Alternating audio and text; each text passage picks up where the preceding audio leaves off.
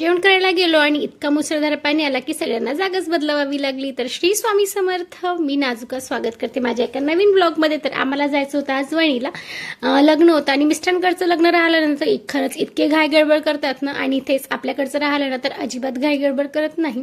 तर इकडे ना 12:30चं लग्न होतं आणि हे मला इतके घाई करत होते की चल चल, आणि आम्हाला घरातूनच निघायला 12:30 झाले होते. आणि आम्ही ना खरंच इतक्या फास्टमध्ये यांनी गाडी आणली की 1 वाजता आम्ही इथे डन झालो होतो.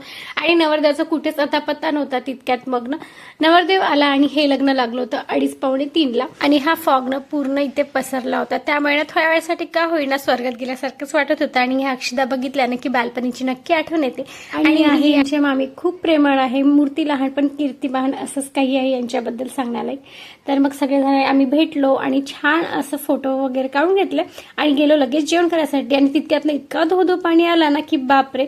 मग जसं पाणी थांबलं तसंच आम्ही निघालो घरी जायला. आणि त्यानं ताई भाऊजीला पण आम्ही घेऊन गेलो होतो, कारण की त्याला आम्हाला बस स्टॉपवर सोडायचं होतं. आणि आज होता दुर्गाचा बर्थडे आणि काल ना निखिलचा बर्थडे. सेलिब्रेशन नक्की होतं, पण इकडे ना आम्हाला केक कटिंग करायचं होतं. मग निखिल ना तिच्यासाठी केक आणला होता आणि आम्हाला बोलून घेतलं होतं. तर इकडे आम्ही ना मस्त असा केक वगैरे कट केला आणि तोपर्यंत ना आईने इकडे तिला हळदी कुंकू. आणि इकडे सेलिब्रेशन छोटं असो किंवा मोठं किंवा फक्त केक कटिंग, आनंद हा सर्वात जास्त महत्वाचा आहे. आणि खरंच सगळेजण खूप हॅपी होते. आणि इकडे ना दुर्गाने आज स्पेशली बासुंदी आणि ना आलूबोंडे बनवले होते, जे की माझी तब्येत छान नव्हती त्यामुळे यांनी आले नव्हते. मीच मुलांना घेऊन आली होती, तेही पावसामध्ये.